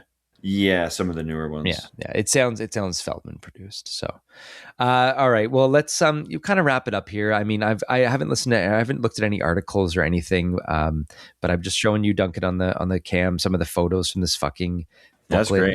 I'm blown away. I'm just like I just love this vibe. Like, it. Hold on. Let me get the Ever Passing Moment vinyl. I love even the CD itself. So it has whatever that fucking logo is, Duncan, on here. Has it right on the CD itself. Oh yeah. MxPx. There it is. Slowly going the way of the buffalo. It's an enhanced CD as well. I mean, if I put this in my computer right now, I wonder what that would do. I don't even have a disk drive in this computer, but no, but you've played that before. If you have that, that's like one of the first things you do when you get home. You know what I love about CDs too? It's like, see that crack I have in the front? It's like I remember when I did that crack. Yeah, you sat on it or something. Yeah, right? But it's like they were so like you'd be so mad if you cracked your vinyl right now. But like CDs, it's just like this plastic case. I had a lot of those blank jewel cases that if I had a crack on a good CD, I'm popping that baby out and I'm putting it in like a new case. Getting like my Papa Roach, like my Papa Roach took so much beating that like I had to like change the case of that a couple times. No, it's true though. Like my rage CDs, like you know what I mean? Like those definitely like those were sat on, thrown. People are going to listen to this podcast in 20 years and they're not going to understand what we're talking about. In your car back in the day, you actually had to put a physical piece of plastic. What is a CD? Like it's kind of plastic laser etched onto a like. Anyway, you had to put that in your car, but you'd be bringing these around. You would have paid top dollar for these, and then you'd like trade them with your friends, and like it just like that is insane. That like everything that'll never happen again. Some of the newer cars, it's like there's like you're looking for a CD player and it's nowhere to be found. You look in the glove compartment; it's in the glove compartment. Oh, they actually still have CDs in cars. I thought they were all done. Wow. It's moved to the glove compartment now. Wow. It's just like it's hidden. It's like brother didn't even know he had a CD player in his car.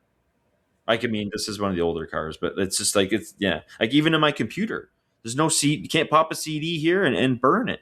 That's what I mean. I don't know. That was like my whole life back in the day, like when this album was like coming out, you know? It's just so funny that like how quickly things changed. That was such a little era. People had cassettes before that. Like I had cassettes when I was a kid, but CDs was our I had some cassettes, but I mean, like it was maybe only like like a handful of cassettes, but then CDs definitely took over. And imagine the people before that with 8 tracks, and then remember the people fucking had really the original vinyl that you are now like collecting. Like you think it's the first like imagine that that's the only physical medium you had with it, and But those cassettes, it's like you'd have to fast forward and then like press play and like listen to like where you are. It's like a couple more songs away. You know what I mean? So that skipping songs for CDs was just like revolutionary. That changed everything. Yeah. So with CDs, yeah. So vinyl and cassettes, you couldn't find the song unless you physically went to that part. But CDs, you literally could put on song 5, turn it on, press play, go to song 5, and you hear it for the first time. That took like... The thing is with vinyl, it's like it's really made me slow down and kind of just like, I'm putting on this album. This is a nice big artwork. Kind of like have like a nice display on the wall. It like looks good. You know what I mean? It kind of creates a good energy. Again, in the house and stuff, you know what I mean? Dude, I would totally, if it wasn't so expensive, that's what I would love. But you know what's really funny? I should tell the story. So I had this Remax guy came over the other day because, like, it's like they own the condo, and it's like, if they're fixing any appliances or anything like that, and like he was coming by to kind of like take a picture here and there, and like he saw a couple of records on the wall, and it's like, oh, that's sick, man, like that's cool. And I'm like, check this out. And I showed him like my record room. This guy's like, I gotta call my wife. He gets his wife like on the phone, like showing her my record collection, and like it was just so funny. Like we're talking records, and like then like he sees my Bret Hart thing, and he's like, "You like wrestling?" And then we're talking about wrestling for like another 10 minutes. You fucking hang out with him, man. Get his number. So fun. Oh, this guy, we're following each other on Instagram now. We're talking about like the World Cup and like the NBA Finals, and then Carl. It's like, you know what I mean. And this guy was 20 minutes late for his next appointment. Yeah, just that's great. Just also know that that's like the perfect scan. Now he knows where you live. He knows your address. He's friends with you. Like this is like the thing that they got to fix like my my sink's a little wobbly, or my faucet in my bathroom's a little wobbly. Oh my God. I love how this ends. All right. I just thought that was really funny because like, no, that's great. This is perfect. This is what the podcast is all about. This is what I want to talk about. It was funny because it's like, moving all that's going to be something, because eventually when I'm not going to be in this condo forever, but moving all those records, they fit in some crates and it's fine. That'll be fine. Did you do any articles in this band? Did you find anything like you want to? I mean, I kind of sprinkled the articles into some of these songs and kind of some of the stuff that we were talking about. But there was one thing I saw. They had that side project, Arthur. I don't know about that at all. So it's all 3 members of MxPx and their former tech assistant, Neil Hunt. Oh, that's so sick. Arthur. He now techs for Pearl Jam, it says. The group released an EP called Loneliness is Bliss in 1999. And after 10 years since Loneliness is Bliss, the band released a full-length album. Yep. Watch the Years Crawl By, December 7th, 2010. Dude, look at the fucking cover of that. Look at it right now. It's just such a classic. Yeah. Oh, yeah. It's so classic. Yeah. 2013, the band said they announced they were discontinuing the project. You know what's so funny? It's like all of those guys, I've seen them grown up now. Like I remember what they look like exactly when in fucking 2002 at the warehouse, 2001, and now look at them, and then look at them in 2010. I was watching like the video and stuff of like I'm Okay, You're Okay, and like some other videos, and like they look so different now. Because Mike has a podcast too, right? Yeah, I should listen to that. I feel like he's got. I want to listen to what he has to say. He's done a lot, and like, it's. I was listening to some of it. He's doing a lot of reviews on like just like up and coming bands, and he did a nice little review on my buddy's band, Burning Out. Really? Okay. Yeah. So it was like it was a nice little thing. Well, Mike, if maybe we'll send them this somehow, Duncan. Like, let's fucking. Like, I'll tag him in something. But seeing them with Goldfinger is gonna be fun, man. What do you mean? Oh, when he plays with Goldfinger. Okay, if they were opening, like if there's any chance of them opening, we'll come 100%. So if that Goldfinger show, when is that Goldfinger show? It's in a month, eh? July. It's like mid-July. Duncan's been talking about this fucking Goldfinger show that he wants me to go to since the beginning of this podcast. I should come to this. I'll come. I'll come. I I'll can't come. wait to When see is it? Goldfinger, July. man. You know what? Let's see what a July, I think fucking ticket costs right 17th, maybe. now. All right. Let's get his. If Mike Herrera's there, I'm going. If there's a chance MxPx will play, wow. Love this band. They're not playing. I don't know why I didn't like them enough back in the day, but We're seeing MxPx at Warped Tour, so I mean that's all. We pushed them up on the list. This may not be one of the most classic pop punk albums of all time, but like, man, this is a record that I'm gonna love till the day I die. Duncan, what else you got to say about it? Yeah, no, I totally agree with that. There's some songs on this that like are so essential to my life now, and yeah, like it's just like I don't know how I ever really live without them. It is funny that we miss them, but we're not missing them No, anymore. they were always around. Like they were always a band that I like respected, and like like their Christmas album. Like I listen to that every Christmas. So like it's one of those things that like I've like if they had a new album, I would always kind of like indulge in listening to it like over the last like 10 or 20 years. But it's like as to like really listening to it and like taking in the whole album as like a front to back thing, I never really gave this one that much of a chance. All these Christmas fucking albums these bands do. I think we should do like a December just for fun. Maybe we'll do like that's a great idea. We got to make it like a fun thing where we're doing a whole bunch of them and just laughing our faces off at Christmas. Yeah. It's called Punk Rock Christmas. Jeez. In 2009, they released it. Okay. Well, good for them. I'm sure these guys grew up with a ton of Christmas music. They couldn't help themselves. No, it all adds up now, Just for the this is a segment just for the Warped Tour coming up. What time and what day would you like them to play? If it's a Friday, Saturday Warped Tour like it is, what time you want them to play? I want the sun out. I want the sun to be out for this. So give me. I want to have eaten, and I want the sun to still be out. So that's. It's true. It's exactly what I want to. Give me like a 2:30, 3 o'clock. Between 2 and 3 o'clock.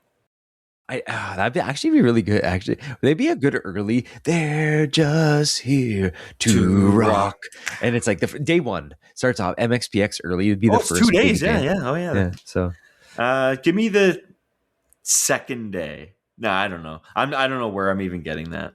I don't even really. Do you think like later coming up, it'll like, or is it a draw for the days too? Some bands people will figure out which day that they're playing, and then they won't announce it. Even that, it'll be a draw for the days as well too. But some people will be like they're playing a show the next day somewhere else, so it's like they can't possibly. We're gonna honor the whole tour. We're gonna go to the whole thing.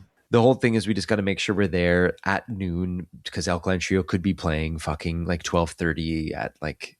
Like I said before, I missed Motion City Soundtrack one time at 11:30, and. It was always that one Warped Tour that like that thing that like we missed, and it was like I remember my brother actually he's going to this Warped Tour for Motion City, and we missed them. Yeah, that sucks. I'd want MxPx like you said. I'd say day one at like 3:30. Yeah. So it's kind of like we had lunch and it's just, MxPx just as a set. And then you're just like, what could be better tonight? And it's like, oh, we got Jimmy coming up later. And then we got Alkaline Trio at night, 9:30 Alkaline Trio. You want them at night?